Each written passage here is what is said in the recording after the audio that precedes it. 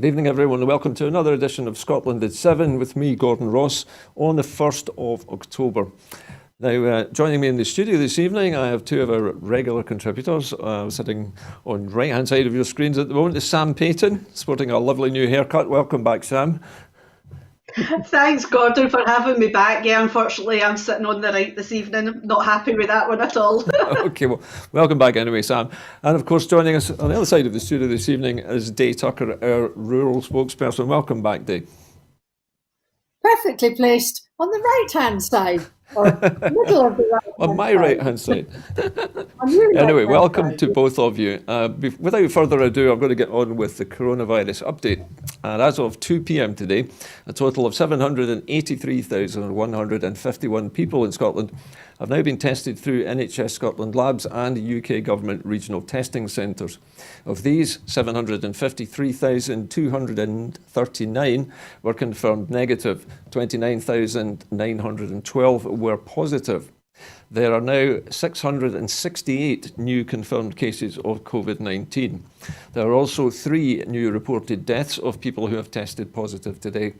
Now, this will be an underestimate of the number of cases. Not everyone with the virus will display the symptoms, and not all those with symptoms will be tested. Of the people who have tested positive, 154 were in hospital last night, 17 of whom were in intensive care. The number of patients in Scotland who have now died from complications caused by the coronavirus COVID-19 infection now stands at 2,522. This number only includes those who have died in hospital having received a positive test for the virus. The latest UK daily figures available show that 42,202 patients who tested positive for COVID-19 have sadly died from their illness, an increase of 59 since yesterday. This number refers to deaths in all settings and not just hospitals. And now to a little bit of more information on the quarantine rule changes. Travellers arriving in Scotland from Poland and the Caribbean islands of Bonaire, St Eustatius and Saba must quarantine on arrival. Travellers from Turkey will also be required to quarantine as case numbers in Turkey have been underreported.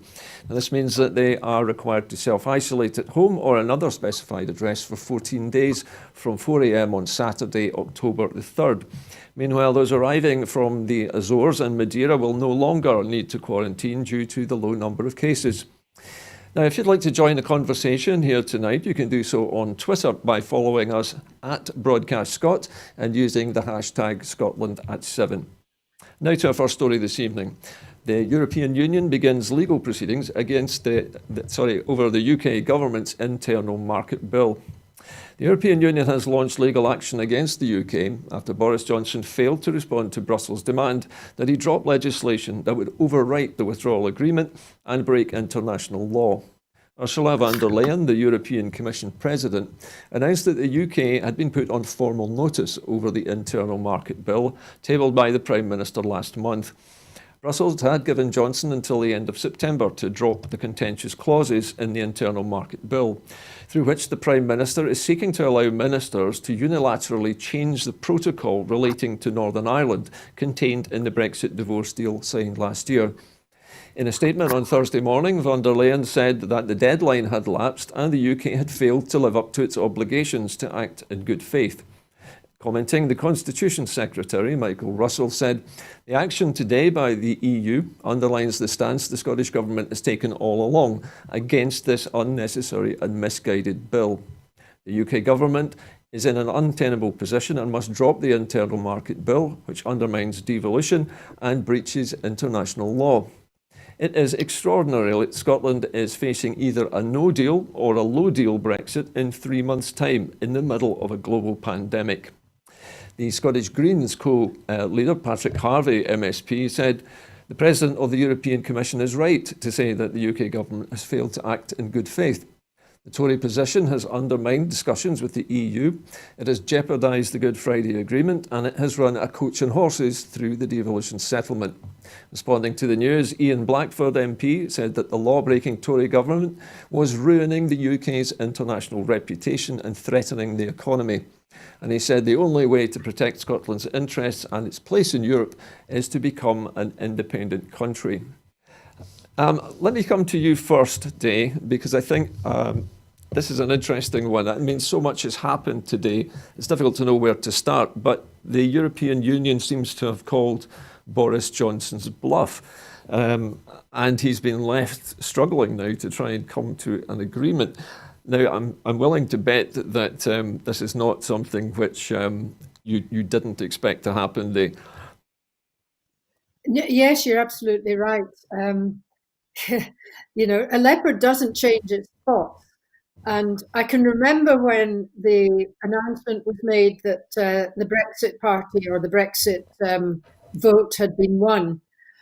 We were all at the Highland Show on that dreadful Thursday. It was announced, and people just simply could not believe it. And since then, I mean, I don't think that even David Cameron and his government believed it at the time. And since then, they've all been taken over, and anybody that was anti-Brexit was ousted, and we've now got this cabal in the government. Really, they're more like gangsters than politicians.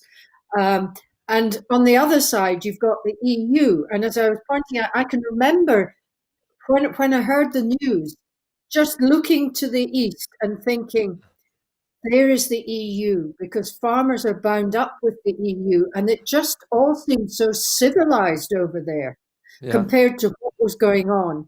And of course, that was as nothing as to what has actually turned out in the intervening 4 years. Okay, well, thank you, Day. Sam, sorry to have a croak in my voice this evening. What's your reaction to this news, Sam? Were you surprised by this? Did this come as a shock to you today? No, it didn't. I think we all kind of expected this. The EU weren't exactly going to sit back and take this with a pinch of salt. At the end of the day, what did the UK government expect? You know, they're breaking international law, and there's a lot of treaties and things like that as well. One of the quotes I found today, I've just got it here. The UK's former ambassador to the EU, Sir Ivan Rogers, told the Radio Times that leaders in Brussels have been shocked and disappointed by the UK's behaviour in recent weeks. Most of continental Europe has always looked to the UK as a kind of bastion of the rule of law, which I find quite amusing, because we all know that UK government kind of like to draw their own conclusions of what's law over the years. But yeah, they're basically going to damage a lot of international relations, which is quite concerning and quite worrying.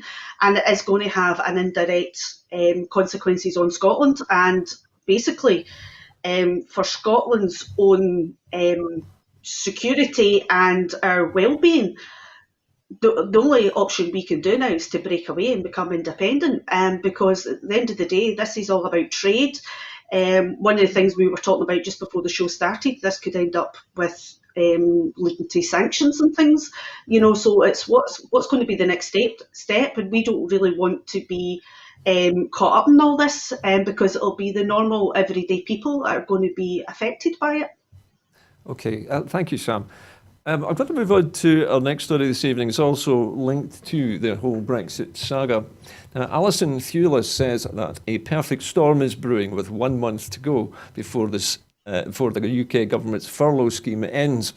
The SNP's Shadow Chancellor has warned of a perfect storm brewing for mass job losses, countless businesses going under and households being hit, unless the Tory government urgently acts, with today marking exactly 1 month before the Tories prematurely scrapped the furlough scheme.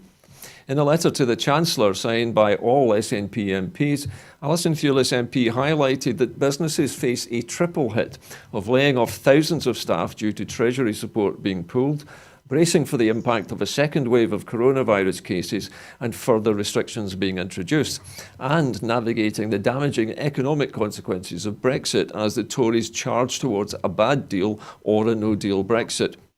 Industry leaders have already voiced concerns over the move to end the furlough scheme and to replace it with inadequate half measures, which the Institute for Fiscal Studies stated it is clear that many jobs will be lost over the coming months.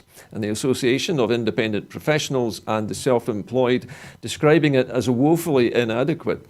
This week, Greggs, which employs around 25,000 workers, became the latest firm to warn that job cuts were likely as the furlough scheme comes to an end. Analysis from the Scottish Government shows that extending the furlough scheme by 8 months could save around 61,000 jobs in Scotland. Okay, Sam, let me have your response to this. So, the furlough scheme is about to end prematurely, as everybody now knows, with only what seems like very minimal amounts of support for everybody, in fact. What do you think the result of this is going to be, Sam? What do you predict? Oh, well, if it chaos, Gordon, basically, there's no other way of putting it, because the people are going to be losing their homes, they are going to be starving, we're coming into winter, you've got fuel poverty. It's a perfect storm. It's just absolutely horrendous. How the UK government can sleep at night, but then again, they don't have any feelings or emotions, so yeah, they probably do sleep okay at night. But to see that Ireland, France and Germany have extended their furlough scheme, we really need to be extending our furlough scheme, because not extending it, all it's going to do is result in high unemployment, which is going to put our welfare bill up. And then you're going to have a lot of people and a lot of debt. So eventually what's going to happen is you're going to have more people going into insolvency, bankruptcy, and going down all these routes. So it's not really I don't see how it's going to benefit the country, the UK as a whole, not extending the furlough scheme. Now, Sam, I was going to say, Sam, I know that you're a self-employed person, and as far as I understand it, the UK government is planning to give the self-employed 20% help this time instead of the previous 80%. Is 20% going to do any good for your business, Sam? It will not do a thing for my business. I've had to, like many self-employed people, I've had to go and take on a wee job, to basically pay the bills. Yeah. And I know lots of self-employed people that are in that position because there is just not adequate support out there. And we're not asking for, yourself, Gordon, we're not asking to be, have, the kind of socialist champagne lifestyle. Sorry, I just had to get that out there. We're not just lucky Chris isn't in everyone. tonight. No, exactly. That's what I was thinking there. The champagne socialist lifestyle. But anyway, but no, all you're looking for is, to be able to keep the wolves away from the door and feed your family, and keep the lights and the heating on. That's all people want, and that's where a universal payment would be perfect, ideal. Just give everybody, a universal payment every week or every month, and it's a lot more fairer, and it gives people a chance to survive, and it also gives people a chance to go out and spend and support local businesses and small businesses as well. Yeah, so which would maybe it knocks on through the local economy. Yeah.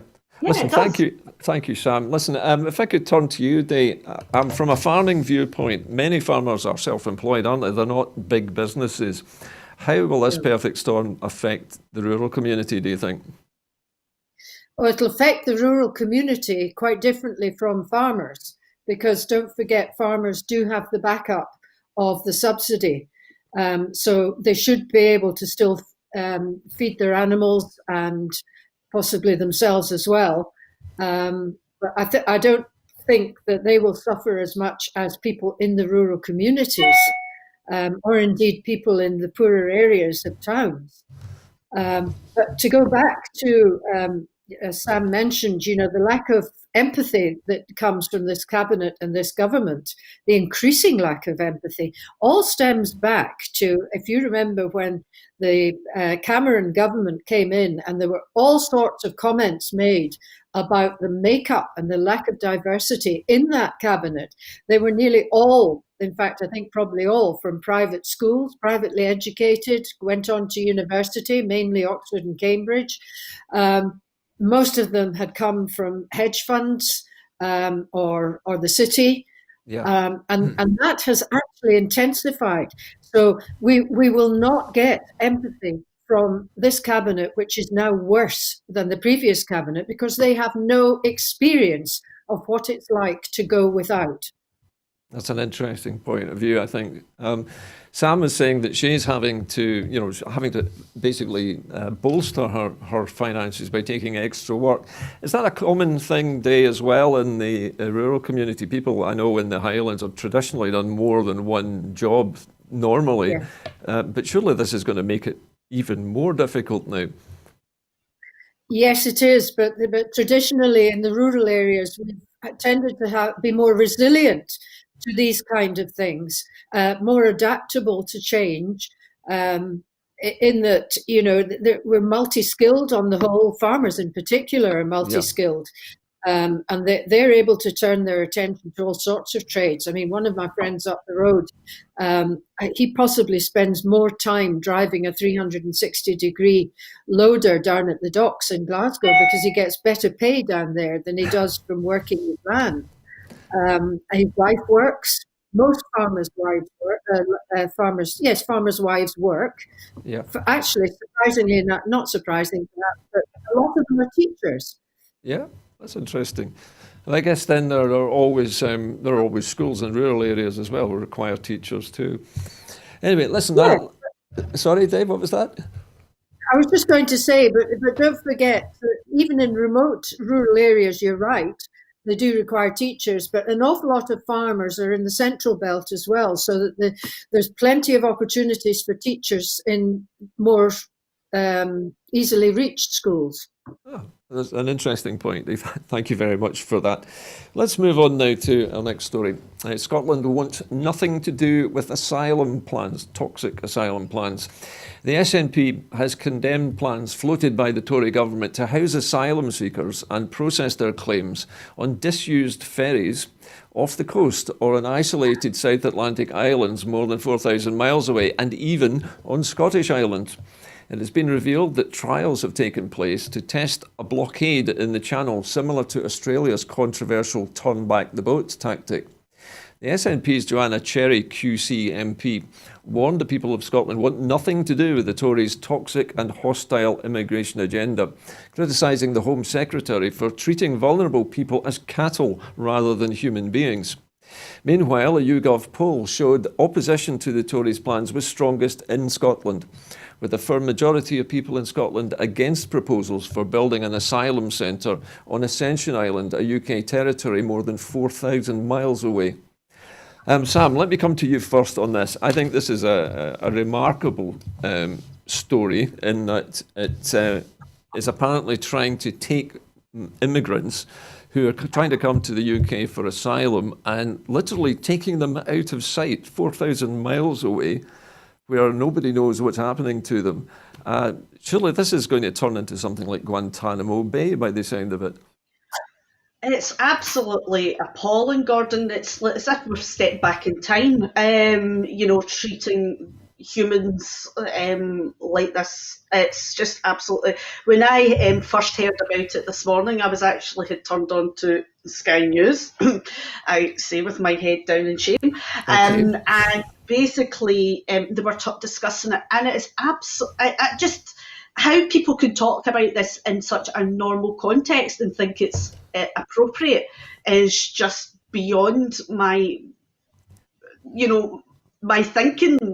It's just, and Joanna Cherry's right. We don't want anything to do with this. This is just not how you treat people in any shape or form. And I think it's disgusting. And I just, there's so many questions to that, as in, they're going to use disused ferries, retired ferries. Are they safe? Are they going to be safety checks on them? Are people going to have adequate supplies? Are they going medication and things like that? I mean, this is things that we take for granted, but if they're going to somewhere far off to an island. You know, it's just beggars belief. I mean, why you would, you know, everything to do with human rights and everything, you know, it just comes into question here. Gordon, I don't know what to make I of can it. see you're stunned by that, Sam. Dave, what's your reaction to this story, the idea of intercepting migrants before they can even make landfall in the UK and wheeling them away to some faraway island so they can't be seen? This is awful, isn't it? Well, it is. Like Sam, I'd sum it up as shock. You know, anybody that has any kind of moral compass is shocked by hearing this. And it brings back, you know, not memories, but it brings back visions of people being sent off to Australia because they stole a rabbit or they did a bit of, you know, so they were sent off to populate there. But it harks back to what we were talking about earlier, the kind of people that are in this cabinet supposedly representing us, a very diverse population, the majority of whom probably do care. But really, I just worry about the fact that this cabinet is running rampant. Well, listen, thank you very much, Dave. Before we go on, we have just had some news come in, a news flash, if you like, concerning, I'm just going to read this to you just now. Now this is Margaret Ferrier MP, SNP MP for Rutherglen, has this evening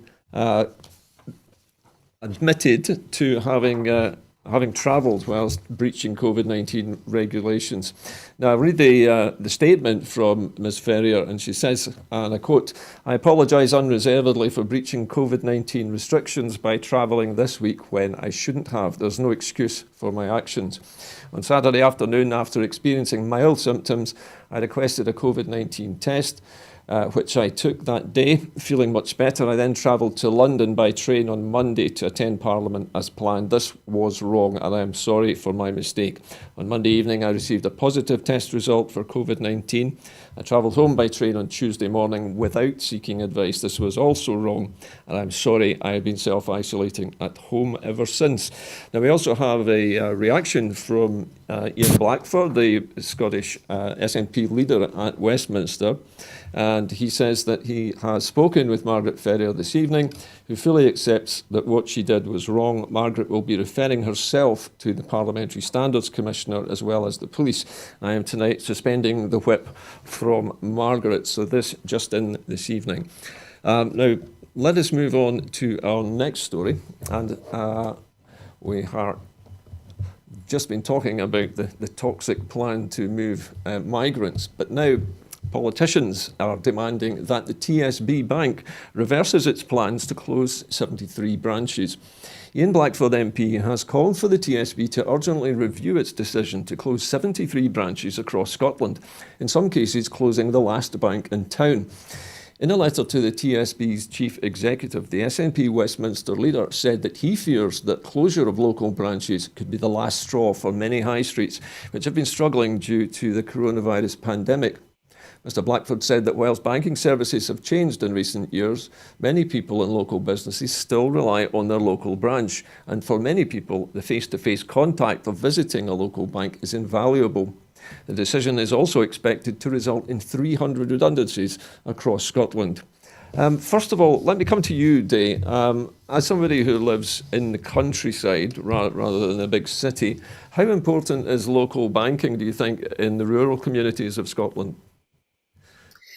Well, for some people, it's obviously, for the reasons you've just given, very important.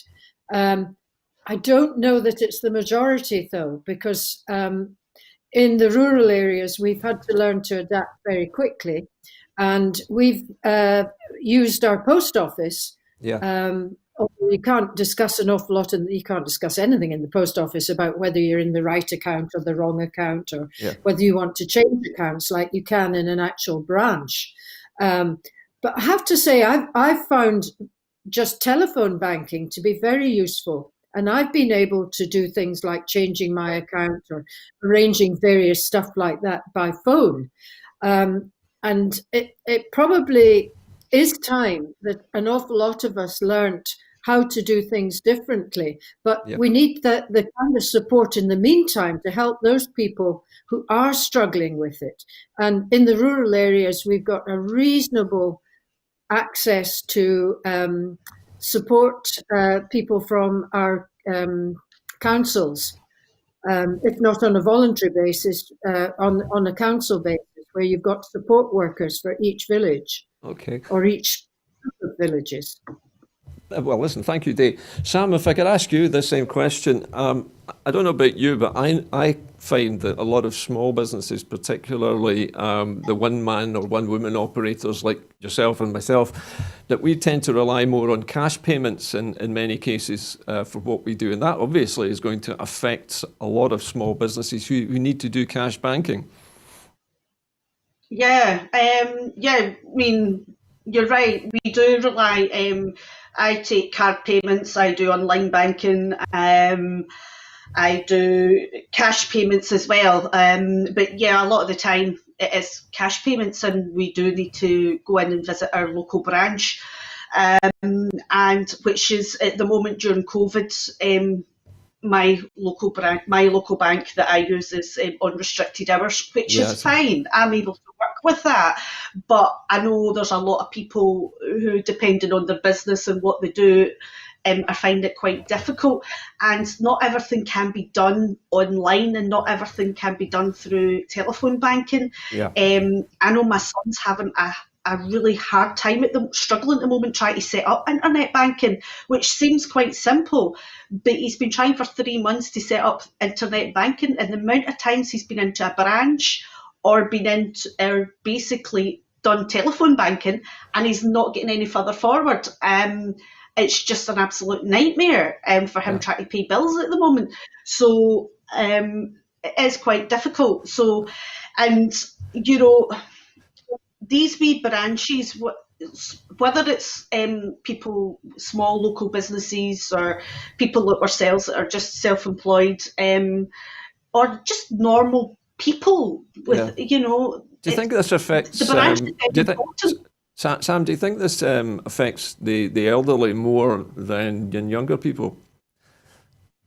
I don't think so. I think it affects the younger as much as the elderly, as much as the younger generation is more tech savvy. I know with my lot, they quite like, going into the branch and actually talking to someone face to face for certain things. They still like that human interaction. So I think, it depends on the situation, and it depends where you live. My father stays in the Ardnamurchan Peninsula, and he's got to travel into Fort William, which is quite a trek. And he is just not tech savvy at all. So if Fort William are to lose any banking branches up there, then he's in trouble. So it affects everybody differently. Okay. Well, listen, thank you both for your responses to that. And moving on to our next story this evening, the Scottish Greens question the closure of a COVID testing lab. The Scottish Greens have said questions must be answered about why a COVID-19 testing laboratory was allowed to close during the pandemic, when the World Health Organization puts testing as the first priority in tackling the virus. The Scotsman had revealed this morning that NHS Lothian Lab at Edinburgh University was closed this summer, partly due to a lack of testing samples. The Scottish Greens have been calling for an increase in the volume of asymptomatic testing to better track and isolate the virus, as well as providing weekly tests for frontline staff. The Scottish Greens health spokesperson, Alison Johnson, said, "It is shocking that an NHS testing lab has closed during the global pandemic. This lab closed when the First Minister was rejecting my proposals for regular testing of frontline staff." A call backed by the Royal College of Emergency Medicine and the Royal College of Nursing and Scottish Carers. Now, let me see. Dave, this again is an unusual story. It's a strange one. Why on earth do you think this? Why on earth were there not enough samples? That's the question I was going to ask. that this laboratory didn't have enough samples to test. That seems to have been the problem. So there must be lack of communication about where these testing facilities are, if that's happening. So you think perhaps that there's been some kind of breakdown in communication between the testing centres and this particular laboratory? Yes, I would think so. I mean, is it a Scottish Yeah, there is also the problem of the numbers of people coming forward asking for tests have been lower than expected, perhaps. We're not really sure at the moment. Well, again, it's perhaps people are confused in that we're maybe being told that we shouldn't be coming forward unless we've got symptoms. Yeah, you think the mixed messaging might be partly to blame? Yes. Yeah. Okay, Sam, your response to... I beg your pardon, do you have something more to say? Yeah, we've also been told that there is no point to having a test unless you are really showing symptoms, because the test won't say whether you've got it or not, even though you may have it. So you're saying the test might be unreliable, Day, and this is one of the reasons why. But according to the Scottish Government and their experts, the tests are reliable. It may be just misinformation. But apparently they are reliable if you have the virus. Yes. So if you have the virus but you're showing no symptoms, why would you go for a test? Well, that has to be, I think the messaging has to be changed, perhaps, Day. Sam, let me have your response to this. This is a bit of a mystery. What is going wrong? Is it the fact that people are too confused about going for tests, or perhaps there's not enough testing centres? Well, Gordon, I think I had a wee quick look into this, and yes, the reasonings are unclear.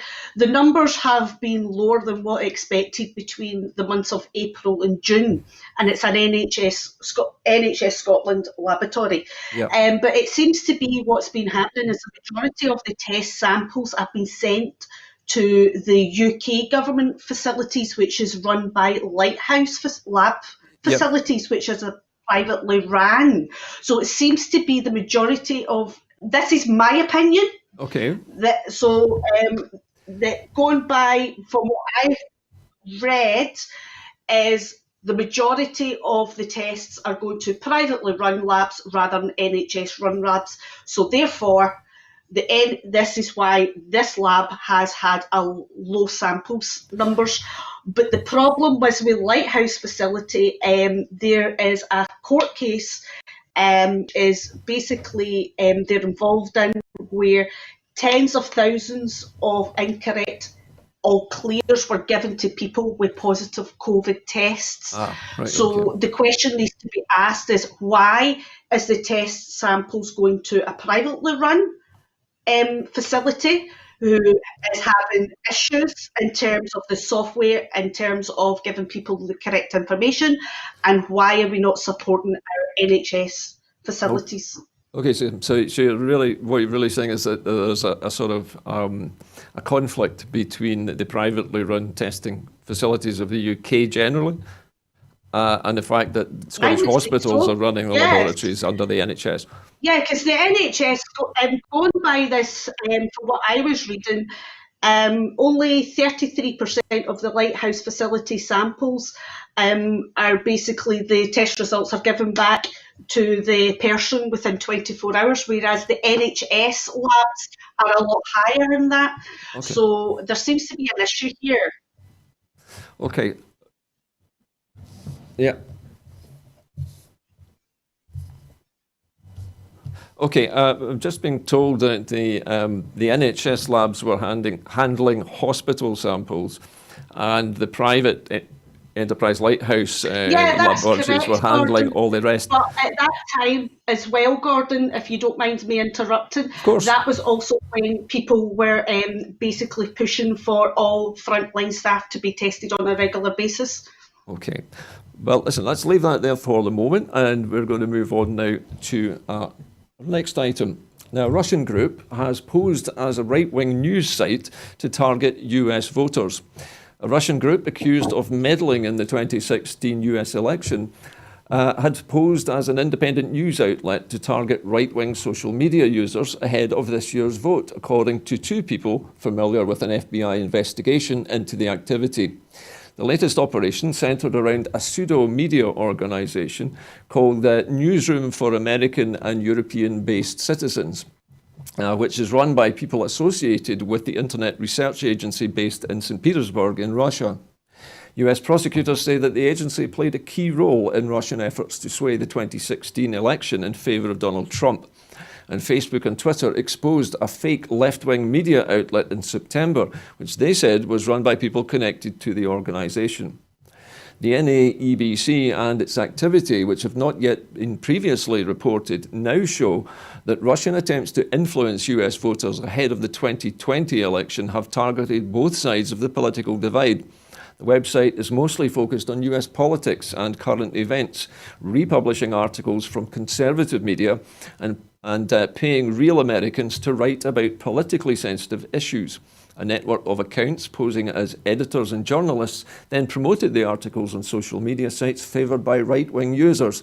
Topics covered ranged from attacks on Democratic presidential candidate Joe Biden to criticism of the Black Lives Matter movement. Well, now, here we go with yet another Russian intervention. What are we to make of this day? The American FBI apparently uncovering more Russian meddling, and it's not stopped, it's still going on.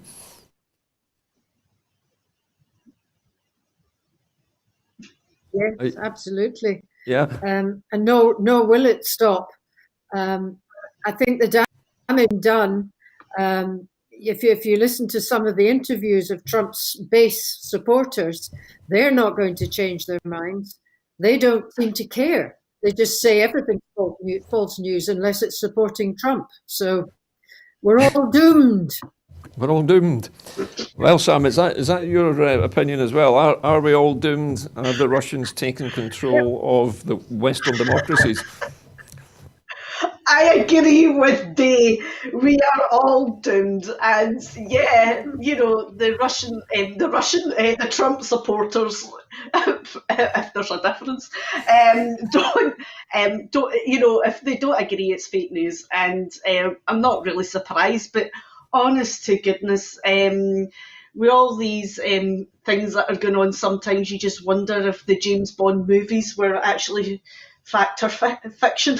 It's getting a bit. As far as I can see, well, if these allegations are true, it looks like they're really working, because I think everybody's completely baffled now about what to believe. Perhaps that was the idea all along. Probably is, because no matter which side wins or what happens, they're going to make money out of it, aren't they? It's good business sense, really. It maybe suits Russia's own agenda for the rest of the free world, as we used to call it, to be in complete chaos. Yeah. Okay. Absolutely. Well, listen. Let's America and Europe, so that they're going to align themselves. Well, they're already doing it with China and the Far East. So you know, they're achieving their aims, and we're allowing it. Particularly, our UK government has been allowing it. They've been very slow off the mark. That's why they didn't want the Russian papers to be published. So you think perhaps? Report. So you think perhaps the UK government has been extremely quiet about this because they fear that they'll be connected to it? Yeah, they've been caught napping, and in one or two cases worse than that. And of course, Dominic Cummings, the Prime Minister's sort of major advisor, has quite a strong connection to Russia, doesn't he? He spent 3 years out there, I believe, before he returned to the West. Yes, and he has studied the rise of Hitler, and if you look at what's happening here, exactly the same tactics are being performed. Exactly the same. What do you mean, Day? I'd heard a story, I think today, about a new piece of legislation claiming that the Tories were not going to allow left-wing literature in schools. Is that the kind of thing you're referring to? Well, it's not. I mean, it's not that far from burning books. They attack the law. Well, they've done that. They attacked Parliament. They closed down Parliament.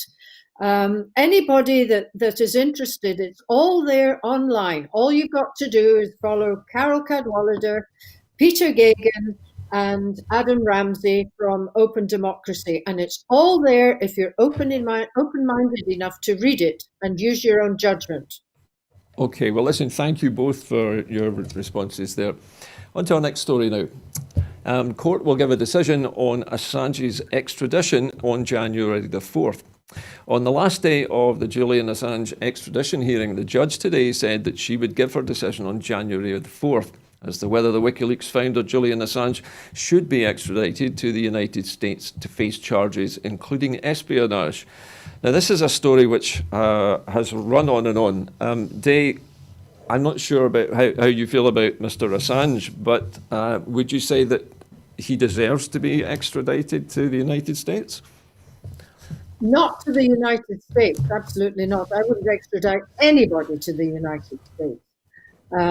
I don't think any British citizen should be extradited to the United States at all. End of. Does Mr. Assange have UK citizenship? Do you know, Dave? I don't know. However, he is being held Sweden? in a British prison on contempt of court charges, isn't he? And still awaiting a decision. January the 4th seems an awfully long way away. He's spent so many months in the Ecuadorian embassy, and now he's languishing in a high security cell in solitary. Seems a really bad punishment for contempt of court. Yeah. Yeah. And he's been acquitted of the previous charges that were made against him. Was it in Sweden or Sweden, Switzerland? I believe, yeah. I don't think he was acquitted. I think they dropped the charges. I'm not sure why, but they were dropped. Might have been the statute of limitations or something, but it was dropped. Sam, can I come to you? What's your view of Mr. Assange? How do you feel about Julian Assange? Should he be freed? I've not kept up to date in this as I should have. But yeah, I think he's Australian, is he not? I think so. I had read somewhere today that the Australian government may be intervening in this or have something to say about this. I never read, so anybody's free to correct me on this. It was just something I kind of seen at a quick glance at this afternoon. At the end of the day, no, he shouldn't be extradited to America. And I agree with Dave. Nobody should be extradited to America. Certainly not for espionage. It'd be very hard to prove. The thing is, the man published things, as a journalist does. And at the end of the day, does that mean anybody that publishes something which they perceive or they believe to be true is going to be held and extradited to America because it doesn't suit the American government? You've got to kind of wonder about the freedom of press with this one. So it's a bit strange. And I know, so if at the end of the day, no, he shouldn't be extradited to America. The Americans contend that Mr. Assange acted with Edward Snowden and hacked computers. Now, I'm not sure how they're going to be able to prove that, but my understanding was that WikiLeaks published information that had already been leaked by Edward Snowden. Yeah, well, that's the thing. If it's already been leaked and it's already been published, how can they say that? But at the end of the day, it's a legal case. But I think what's happening right now in terms of the contempt of court is a bit harsh, and that kind of scares me a wee bit. But so he's going to be, no, it's a difficult one. It's going to be interesting to see how this plays out. And I think, I think the problem is, what happens from here? If they believe he's hacked into computers, what I'll say is they should have had better security then. Well, that's a good point. Probably a good point to end that particular story on. Moving on closer to home now, and the Irish Republic.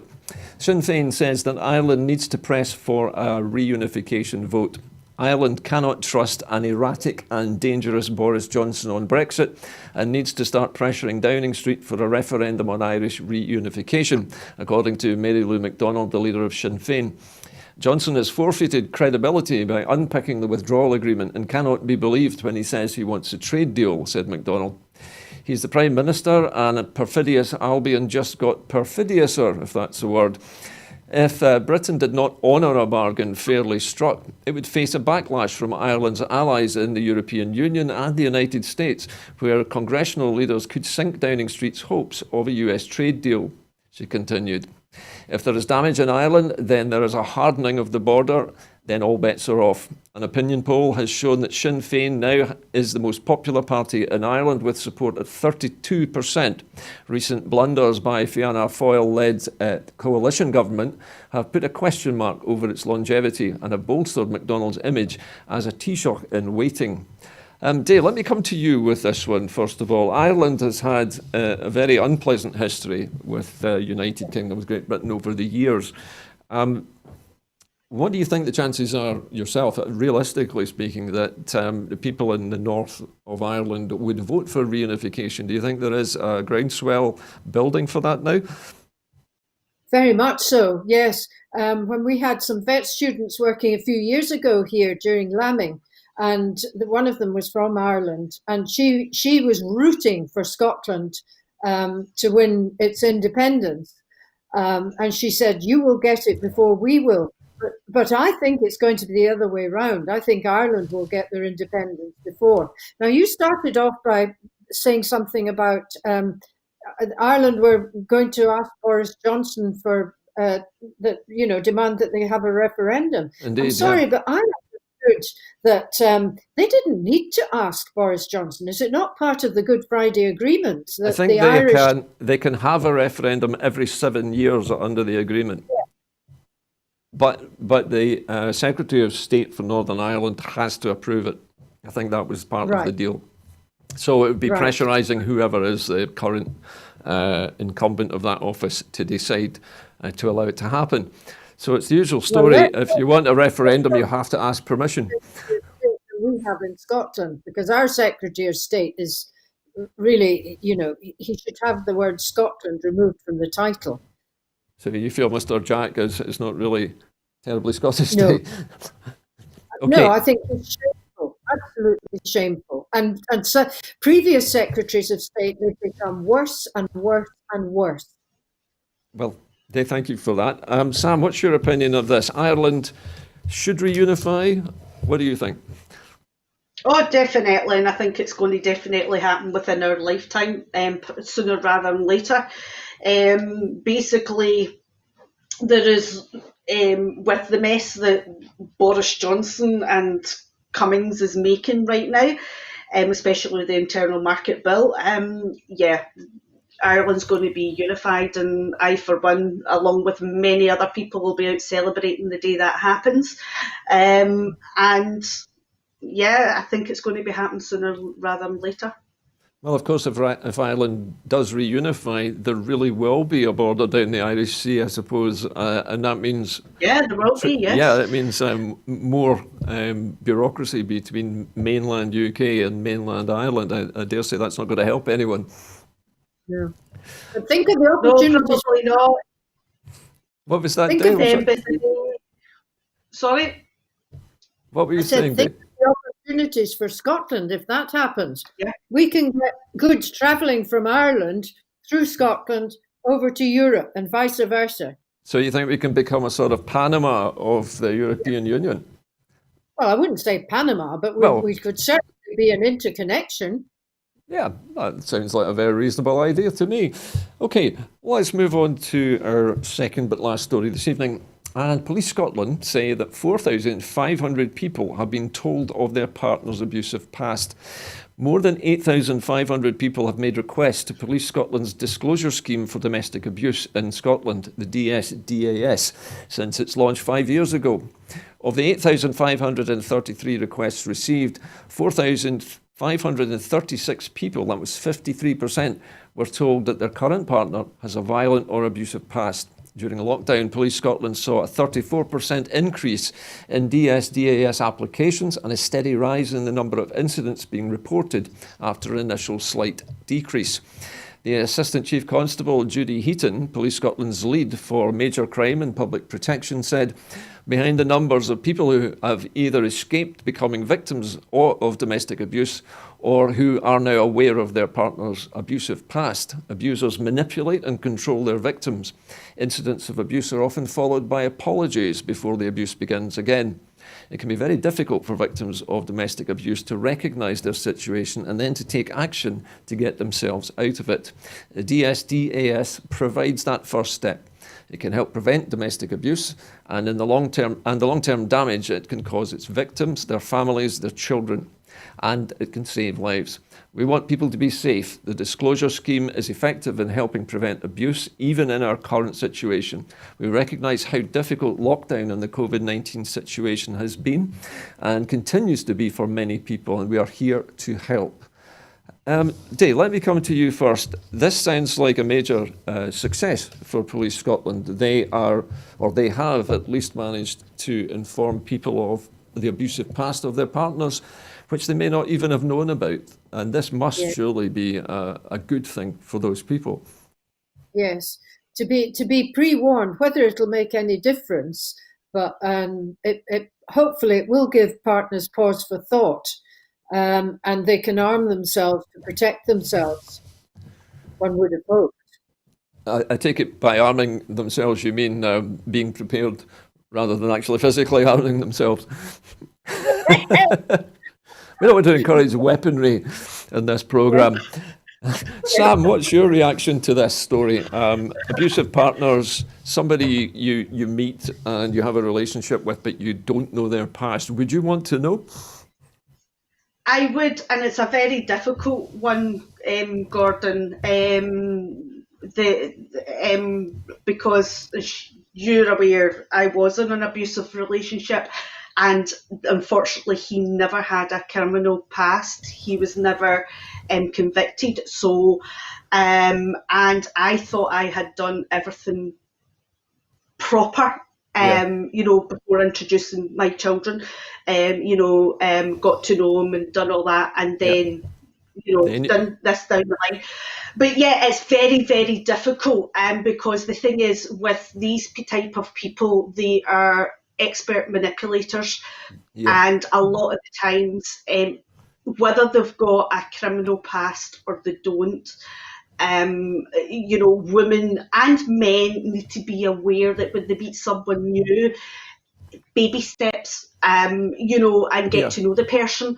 And if there's any red flags, don't put it down to being nervous. Don't put it down to being you're being overcautious or any of these things, because these types of people are experts at manipulating and saying, "Oh, you're just being silly. You took that the wrong way. You were being oversensitive," and that's how domestic abuse starts. It starts. It doesn't go straight into the violence that everybody knows about.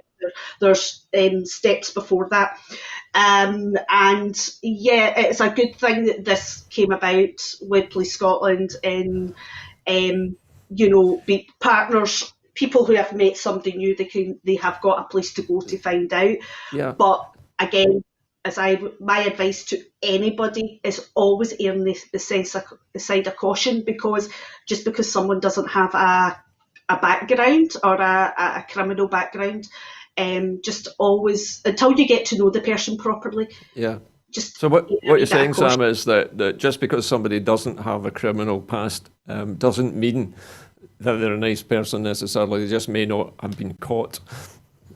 Yes, there's that. Because the thing is, these people are manipulators. They are expert manipulators, and they are great at apologising and, afterwards and, and never do it again. And the thing is, with anybody, whether it's a man or a woman in an abusive relationship, the hardest thing to do is to leave. That is the scariest point of the relationship, is to leave. Okay, well, listen, Sam, thank you for your candid answer. We appreciate that. Now to our final story this evening. Now, rescuers are... Sorry, yes, Dave, you have something to say. I'm sorry. I just clarify course. the arm bit? Yes, of course you can. Was we need to arm ourselves mentally to look Yes. for the signs Sam was talking about. I was You pretty know, the sure that kind was of- what you meant. I just wanted to reassure our viewers, that's all. Okay, Dave, thank you. I like the thought of the actual armory. I actually like that thought. Dear, oh dear. Right, okay. I am going to fight my way to the end of this show. Anyway, rescuers are apparently racing to herd whales away from a military exercise in the Gairloch. Rescuers are racing to herd a group of whales out of the Gairloch ahead of a major military exercise that conservationists fear could distress the giant cetaceans. The pod of northern bottlenose whales, which can dive to depths of 2,000 metres and rarely visit coastal waters, were first noticed around Loch Goil, but have ended up in the Clyde. 5 of the whales, which have been spotted around Loch Long area, have entered some of the smaller lochs nearby ahead of a military exercise due shortly. As whales are particularly sensitive to underwater sound, we have been concerned about the effect it may have on the animals, a spokeswoman for the British Divers Marine Rescue said. The spokeswoman said a team were trying to herd the animals out using a number of boats in formation to get them back to open sea. Europe's largest military exercise, Joint Warrior, begins on Saturday with its headquarters at the Faslane Naval Base on the Gairloch. Let me come to you, Sam, first of all. I mean, you are associated with lochs in a tangential way. Do you have great empathy for whales? Do you feel that the military shouldn't be doing these kind of exercises, using perhaps live ammunition, which causes underwater explosions? Yeah, good Gordon. Yeah, you're kind of. Yeah, they should leave the wheel. The military should just wait for another day. But I have been down that way quite a lot last week. Last week, and I haven't even had the pleasure of seeing them. I've totally missed them. But one of the things that I did see was a nuclear submarine, which was horrific to see. The end of the day, I think another reason that they're looking to move them on is basically feeding as well, because they're quite concerned about the feeding because they're in the smaller lochs. So they need to kind of move them. But yeah, this joint operation happens every year in the area, and it shouldn't be going on. At the end of the day, it shouldn't be happening. It has such catastrophic effects on the environment, the wildlife and everything off the coast. And it's, but at the end of the day, I do know that they do need to move them on for feeding. Well, at least someone is doing something about it, I think. Dave, what's your reaction to this story? I know that obviously you have a great interest in the environment. What about this big exercise? Should the military be paying a lot more attention to the environment and the effect of their operations on the wildlife? Yes, of course they should. They probably won't. I just wonder, perhaps David Attenborough might have more power than the people who are trying to save the whales and help to drive them away. I first heard about it when I was looking on Facebook this afternoon, and one of my friends was getting a message from another of her who said, she said, I think we're winning. We're getting them to move out of the loch. And that was the first I knew about it. Yes. Well, I hope they're continuing to move out. But yeah, to go back to the military, why is it so important to do their exercise given what is happening to these whales? Why can't they just protect it, as Sam says? And let's have a bit of respect for our environment and these magnificent creatures. You think maybe that the attitude is that Scotland's nice and remote and it's pretty empty, and the military feels that they can just shoot off these guns and weapons with abandon and it's not going to harm anything? And not to mention dumping their awful weapons in our seas, and driving through our towns and villages with the rubbishy stuff that they have on the back, which could explode. Well, maybe it can't, but it's just awful the way we're treated up here. Well, thank you for that. I think that really sums up the feeling of most of us in the studio as well, I think, this evening. Anyway, we're coming up to the end of the programme now, and of course it's my job to ask you for your help in making new programmes for Broadcasting Scotland. So if you would like to become a Broadcasting Scotland supporter, you can do so by following the instructions on your screen now. You can go on the internet and find us at broadcastingscotland.scot/register. If you follow the prompts, you can help us to make more programmes. Anyway, that's about it from this edition of Scotland at 7. I will be back again next week, but from all of us here at Scotland at 7 this evening, and from both of my guests, Sam and Day, a very good evening to you.